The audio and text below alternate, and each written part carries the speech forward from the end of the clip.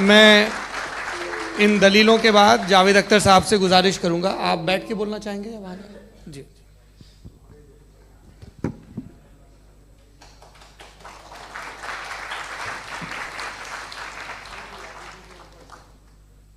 पहले तो मैं मुफ्ती साहब को एक अच्छी खबर देना चाहूँगा कि मेरी नॉलेज साइंस के बारे में बड़ी मामूली है, तो आप फिक्र ना करें उसकी, लेकिन कुछ कॉमन सेंस है मुझ में।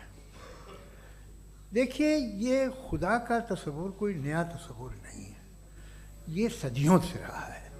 ये कुछ रिलीजन 3000 साल पुराने होंगे, 4000 साल पुराने होंगे, लेकिन इंसान कोई 10,000 12,000 साल से एग्जिस्ट करता है होमोसेपियन की शक्ल में, और हमेशा कुछ ना कुछ मज़हब रहे। ये मज़हब जाहिलों के नहीं थे, ये मज़हब एक ऐसी ग्रीक सोसाइटी के थे जहाँ बड़े बड़े फिलोसफर्स पैदा हुए।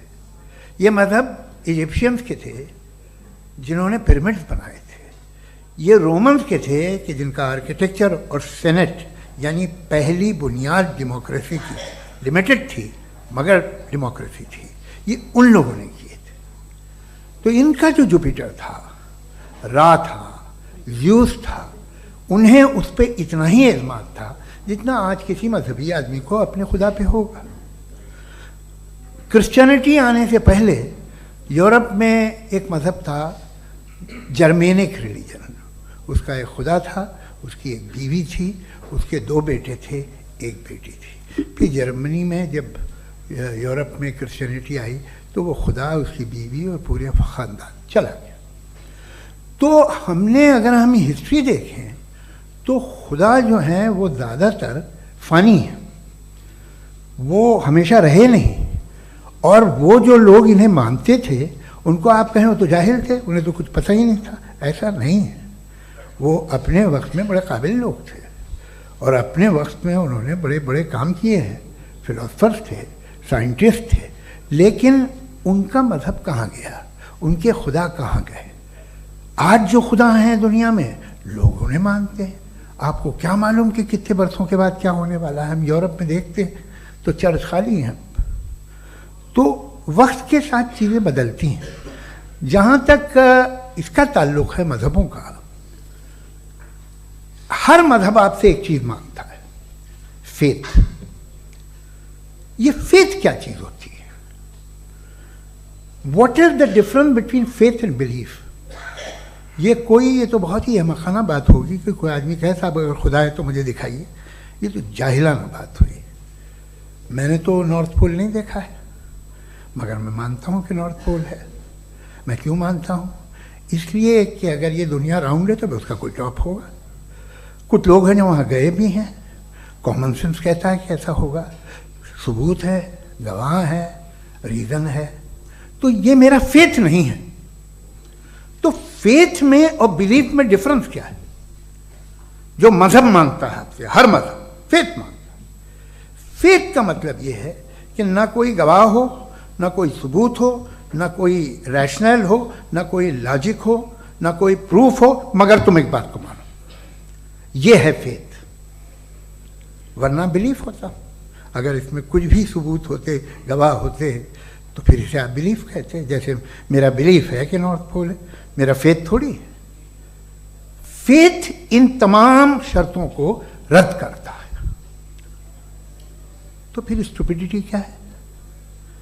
अगर मैं एक बात ऐसी मानूं जिसकी ना कोई लॉजिक है, ना कोई रैशनल है, ना कोई प्रूफ है, ना कोई गवाह है, ना कोई सबूत है, और मैं उसे मानूं, तो ये स्टुपिडिटी हुई। इसे ही भाई कल को मैं यकीन कर लूँ कि एलॉन मस्क जो है मेरा भाई है, तो मुझे इंतहाई खुशी होगी, सुकून भी बहुत मिलेगा मुझे। लेकिन और कहे भाई क्यों मानते हो, क्या सबूत है? भाई वो तो अमेरिकन है और तुम तो इंडियन हो, वो तो नस्ल अलग है, तुम्हें कभी मिले भी नहीं। साहब देखिए, मेरा फेथ है, इस पर बात ना किया। फेथ का मतलब ही यह है कि आप प्रूव नहीं कर सकते। अगर आप प्रूव कर सकते हो तो फेथ की ज़रूरत ही नहीं, फिर तो आप बात करेंगे, आप कितनी बहस कर लीजिए। अल्टीमेटली दुनिया का हर मज़हब फेथ पे टिका है, और फेथ का मतलब है एक ऐसा यकीन जिसका कोई सबूत, कोई गवाह, कोई रैशनल नहीं। अब आप ये कहें क्या आप ये क्यों कह रहे हैं कि साहब ये कायनात किसने बनाई? कमाल ये है कि आपने बताया कि एक आइलैंड पे गए और एक बॉल देखी। आपने ये नहीं कहा कि आइलैंड किसने बनाया, आपको सिर्फ बॉल पे हैरत हुई। हमने आइलैंड पे हमने हैरत नहीं की, होते हैं आइलैंड। इसी तरह ये आइलैंड है, सितारे, ये गैलेक्सीज, ये सब आइलैंड हैं, खला में। हम उन्हें टेकन फॉर ग्रांटेड लेते हैं, हम पूछते नहीं किसने बनाए। आपने जजीरे के बारे में भी नहीं पूछा है। मेरी पैदाइश कैसे हुई? क्या मैं प्लान्ड पैदा हुआ था? I was plan to be born, या एक लकी स्पर्म था जो किसी एक से चिपक गया? मेरी पैदाइश रैंडम। और इंसाफ जिसे आप कहते हैं, इंसाफ का तो नेचर से कोई वास्ता ही नहीं है। जो आप कहते हैं कि एक दिन इंसाफ मिलेगा, इंसाफ is a human concept, nature में कोई इंसाफ नहीं। अगर शेर हिरन को खा जाता है तो उसे कोई सजा नहीं मिलती। अगर एक आंधी आती है और हरे भरे पेड़ों को उखाड़ के फेंक देती है तो आंधियों की जेल नहीं होती है। नेचर में इंसाफ नहीं, इसलिए मुझे नेचर को इंसाफ की जरूरत भी नहीं। नेचर तमाम एक है। अब हम कहें कि साहब ये देखिए जो मैंने खाना खाया था, ये मेरी आंख तो नहीं यूं कर दिया उसे, तो इसे सजा मिलनी नहीं, वो सिस्टम है, ऐसे ही चल रहा है। नेचर बगैर इंसाफ के है। इंसाफ इज अ ह्यूमन कॉन्सेप्ट। तो जो आपसे कहता है कि मैं तुम्हें इंसाफ दूंगा, वो इंसानी जहन की पैदावार है। ये नेचुरल है ही नहीं, ये आसमानी है ही नहीं। नेचर का तस्वुर, इंसाफ का तस्वुर। भाई आप साथ मिलते हैं, अब आप लेफ्ट हैंड ड्राइव कर लें, ये क्या है? तमाम सच, तमाम नेकी, तमाम शराफत लेफ्ट हैंड ड्राइव है। वरना क्या होगा, या तो आप क्रॉस कर देंगे, आपका एक्सीडेंट हो जाएगा, या आप किसी को मार देंगे, या ट्रैफिक जैम हो जाएगा। झूठ, बेईमानी, रिश्वतखोरी, ये तमाम जो है driving on the wrong side है। इसके ऊपर कुछ नहीं। ये तो हमने बनाया, जैसे हमने लेफ्ट हैंड ड्राइव बनाई है।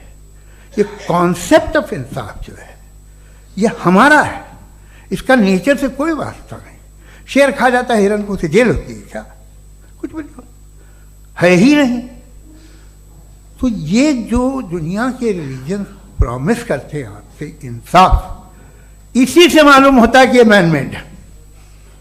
ये तसव्वुर कहीं और का है ही नहीं।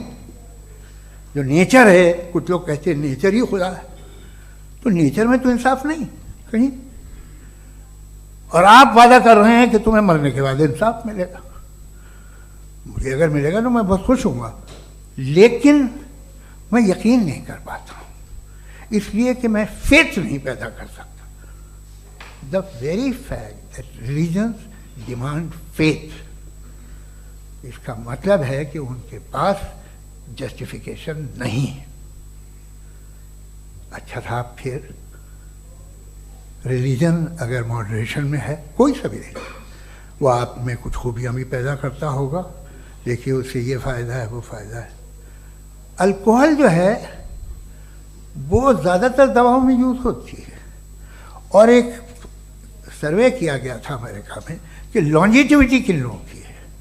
तो एक तरफ वो लोग थे जो शराब पीते ही नहीं थे, और एक तरफ वो थे जो एक बोतल शराब रोज़ पीते थे। सबसे ज़्यादा लंबी उम्र उनकी है जो 2 पैग नाप के शराब पीते हैं और खाना खाते हैं। मगर हम शराब को बुरा समझते हैं, मैं भी बुरा समझता हूँ। क्यों? ऐसा होता नहीं। कुछ चीज़ों में आदत होती है कि वो बढ़ती है। आज तक में एक आदमी दूध पीता है, आप 10 साल बाद भी मिलेंगे तो एक ही गिलास पीता होगा। ऐसा नहीं होता, सुबह से दूध पीता रहता है। मिल्कोहलिक मैंने नहीं देखे, अल्कोहलिक होते हैं। ये टेंडेंसी है मजहब की कि वो बढ़ता है, जैसे कैंसर बढ़ता है, जैसे शराब बढ़ती है। कुछ लोग होंगे जो उसे सही तरह से यूज़ करते हैं। मुझे यकीन है कि हमारे मुफ्ती साहब भी उनमें से एक, इनसे बहुत खुशी हुई मुझे इनसे मिलकर। लेकिन कितने लोग हैं कि आज आप देखते हैं दुनिया में जो तबाहियाँ हैं, इनमें कितना हाथ है उन लोगों का जो बिलीवर कहते था मजहब ये नहीं कहता, ना कहता होगा, मगर जब ये मजहब पीते हैं तो ऐसे बिहेव करते हैं। थोड़ा सा अगर हो तो शायद बहुत अच्छी बात, लेकिन शराब थोड़ी सी नहीं रहती, उसमें टेंडेंसी है पहले। थोड़ा सा अगर 2-3 कैंसर के सेल हो ना बॉडी में तो आदमी स्लिम रहेगा, लेकिन वो 2-3 सेल नहीं रहते, वो मल्टीप्लाई होते हैं। जावेद साहब टाइम पूरा हो गया। टाइम हो गया तो बस बात खत्म हो गई। अच्छा, मुझे कुछ और कहने को था भी नहीं।